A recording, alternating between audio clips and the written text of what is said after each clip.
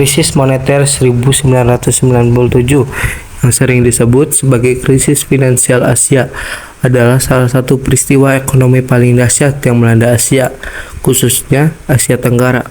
Krisis ini bermula di Thailand pada Juli 1997, tetapi dengan cepat menyebar ke negara-negara tetangga seperti Indonesia, Malaysia, Filipina, dan bahkan Korea Selatan. Penyebaran krisis ini tidak terjadi secara kebetulan, melainkan disebabkan oleh sejumlah faktor ekonomi, kelemahan struktural, dan dinamika pasar global yang saling terkait.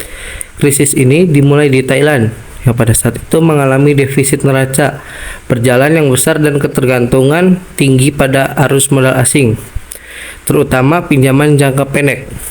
Thailand menggunakan sistem nilai tukar tetap terhadap dolar AS yang membuat mata uangnya BAT rentan terhadap serangan spekulatif. Ketika investor asing mulai meragukan kemampuan Thailand mempertahankan nilai tukarnya, mereka menarik modal mereka secara besar-besaran. Pada Juli 1997, Thailand terpaksa mengembangkan BAT yang menyebabkan nilainya anjlok. Ini menjadi pemicu awal krisis. Setelah Thailand, krisis dengan cepat menyebar ke negara-negara Asia Tenggara lainnya. Penyebaran ini terjadi karena beberapa alasan. Yang pertama itu ada ketergantungan pada modal asing. Seperti Thailand, banyak negara di Asia Tenggara bergantung pada arus modal asing untuk mendorong pertumbuhan ekonomi. Ketika investor asing melihat Thailand jatuh, mereka mulai mempertanyakan stabilitas ekonomi negara-negara lain di kawasan ini. Ketakutan akan risiko serupa menyebabkan investor menarik modal mereka secara massal dari Indonesia, Malaysia, Filipina, dan negara-negara lain.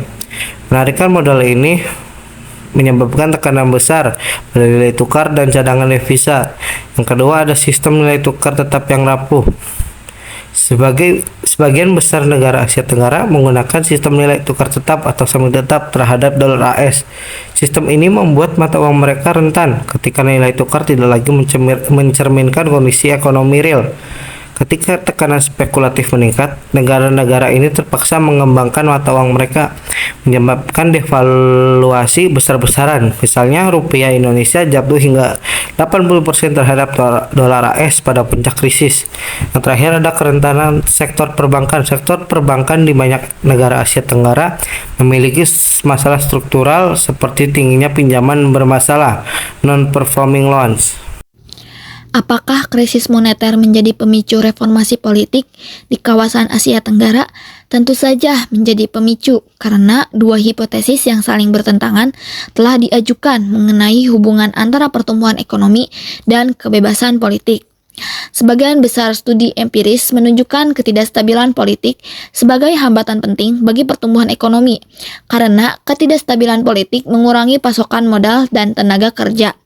Investasi tidak dianjurkan karena meningkatnya resiko kehilangan modal dan kekacauan politik menyebabkan pelarian modal dan pengurasan sumber daya manusia.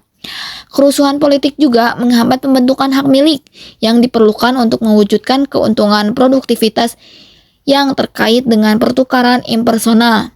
Krisis ekonomi yang melanda dunia pada tahun 97 berimbas buruk pada perekonomian Indonesia. Keraguan pada kemampuan untuk kembali pada posisi ekonomi yang berkembang itu masih sangat tinggi. Nah, ini berarti bahwa tenaga kerja masih akan mengalami berbagai masalah yang berefek pada keterpurukan sosial dan kesejahteraan keluarga. Dengan peningkatan goncangan politik dengan titik kulminasi lengsernya kepemimpinan Orde Baru pada Mei tahun 98. Ekonomi Indonesia mengalami kelumpuhan diakibatkan oleh terpuruknya nilai tukar rupiah. Krisis ekonomi yang berimbas parah pada kehidupan sosial mempengaruhi keberlangsungan kesejahteraan keluarga dengan tingginya angka pemutusan hubungan kerja pegawai sekaligus tingginya angka inflasi. Dalam bidang pendidikan, perhatian utama ditunjukkan kepada angka putus sekolah yang cukup tinggi. Untuk itu, pemerintah mempertimbangkan perlunya reformasi pendidikan dalam rangka mengamankan anggaran pendidikan dari efek inflasi.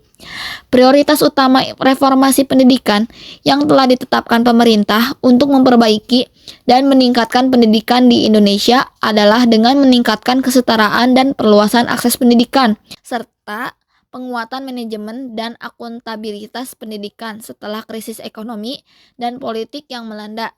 Reformasi pendidikan di Indonesia diperkuat dengan digulirkannya Undang-Undang Nomor 20 Tahun 2003 dengan sistem pendidikan nasional sebagai kerangka legal pengembangan pendidikan. Undang-undang tersebut menjamin bahwa siswa pada tingkat pendidikan dasar dibebaskan dari segala biaya dalam rangka memfasilitasi kemudahan akses pendidikan.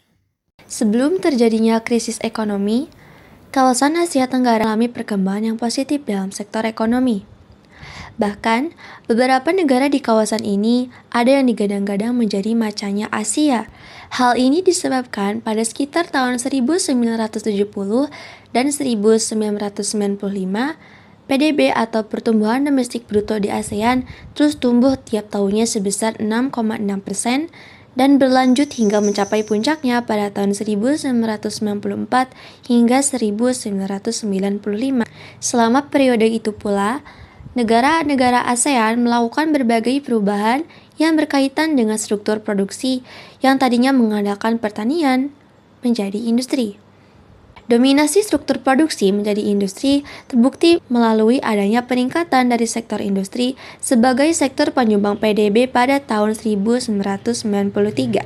Pada masa itu, perekonomian di ASEAN mengandalkan ekspor untuk menunjang perekonomiannya. Ekspor ini berupa barang-barang elektronik, tekstil, serta sumber daya alam. Ekspor dari kawasan ASEAN terus mengalami peningkatan hingga berhasil masuk ke kawasan Uni Eropa, Amerika Serikat, dan Jepang.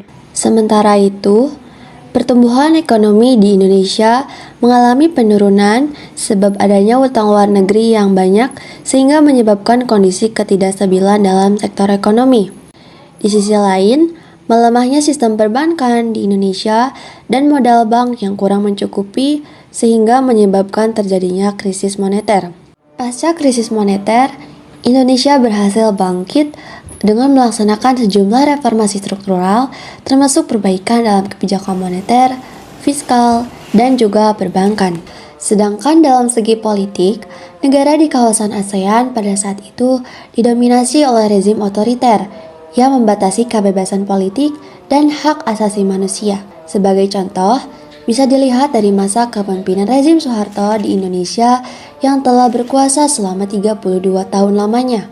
Pada masanya, kepemimpinan yang otoriter nampak dominan sehingga membatasi hak-hak rakyatnya sendiri. Pasca krisis, terjadi peningkatan pada investasi asing di Asia Tenggara.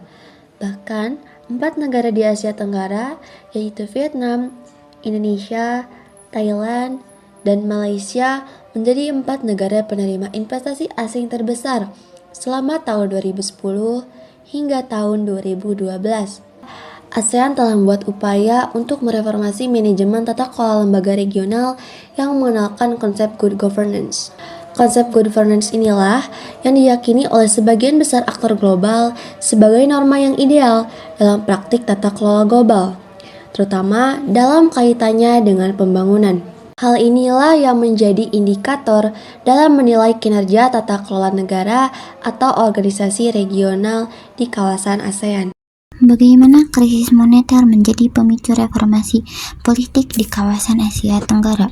Krisis moneter pada tahun 1997 yang melanda Asia Tenggara tidak hanya mengguncang stabilitas ekonominya saja, tetapi juga menjadi pemicu utama reformasi politik di kawasan Asia Tenggara. Sebelum terjadinya krisis, sudah banyak negara di Asia Tenggara yang mengalami pertumbuhan ekonomi yang sangat pesat, yang didukung oleh investasi asing dan juga ekspor yang kuat. Namun, ketika nilai mata uang mulai jatuh drastis, sektor perbankan runtuh dan perekonomian mengalami kontraksi tajam. Kepercayaan masyarakat terhadap pemerintah juga mulai menurun. Pemerintah yang sebelumnya dianggap berhasil dalam pembangunan ekonomi justru dipandang gagal oleh masyarakat, sehingga terjadilah ketidakpuasan yang meluas di kalangan masyarakat. Krisis ekonomi ini menyebabkan angka pengangguran meningkat, inflasi yang tinggi, dan kesenjangan sosial yang semakin tajam. Akibatnya, protes dan demonstrasi yang mulai bermunculan di berbagai negara menuntut perubahan dalam pemerintahan dan kebijakan ekonomi. Di Indonesia, Contohnya krisis moneter yang menjadi katalisator utama jatuhnya rezim Orde Baru yang telah berkuasa selama lebih dari 3 dekade. Gelombang demonstrasi yang terjadi secara besar-besaran dan dipimpin oleh mahasiswa dan juga masyarakat sipil yang akhirnya memaksa Presiden Soeharto mundur dari jabatannya pada Mei 1998 yang membuka jalan bagi reformasi politik yang lebih demokratis. Di Thailand, krisis ekonomi yang terjadi juga mempercepat tuntutan reformasi politik yang akhirnya lahirnya Konstitusi 1997 yang bertujuan untuk memperkuat demokrasi dan transparansi dalam pemerintahan. Di Malaysia, krisis yang terjadi juga memperburuk ketegangan politik antara Perdana Menteri Mahathir Mohamad dan wakilnya yaitu Anwar Ibrahim. Anwar Ibrahim yang mengkritik penanganan krisis ekonomi akhirnya dipecat dan dipenjarakan, yang kemudian memicu gerakan reformasi dan meningkatkan kesadaran politik rakyat Malaysia terhadap perlunya perubahan dalam sistem pemerintahan Malaysia. Selain adanya tekanan dari dalam negeri, lembaga keuangan internasional seperti Dana Moneter Internasional atau IMF juga ikut andil dalam memainkan peran dalam mendorong reformasi politik dan ekonomi. Ada banyak negara yang menerima bantuan IMF dan dipaksa untuk melakukan reformasi struktural, termasuk peningkatan transparansi, pemberantasan korupsi, dan pengurangan peran negara dalam ekonomi. Meskipun kebijakan-kebijakannya kontroversial, namun tekanan dari IMF semakin mempercepat perubahan politik di beberapa negara, terutama dalam hal desentralisasi kekuasaan dan peningkatan akuntabilitas pemerintah. Krisis moneter 1997 menjadi titik balik bagi politik di Asia Tenggara. Meskipun semuanya berawal dari krisis ekonomi, namun dampaknya meluas hingga ke ranah politik dan sosial, dan di beberapa negara menyebabkan mempercepatnya transisi dari pemerintahan otoriter ke sistem yang lebih demokratis. Reformasi politik yang terjadi pasca krisis moneter tidak hanya mencerminkan ketidakpuasan masyarakat terhadap pemerintah sebelumnya, tetapi juga menandai adanya era baru dengan transparansi, demokrasi, dan akuntabilitas menjadi tuntutan utama dalam pemerintahan di kawasan Asia Tenggara.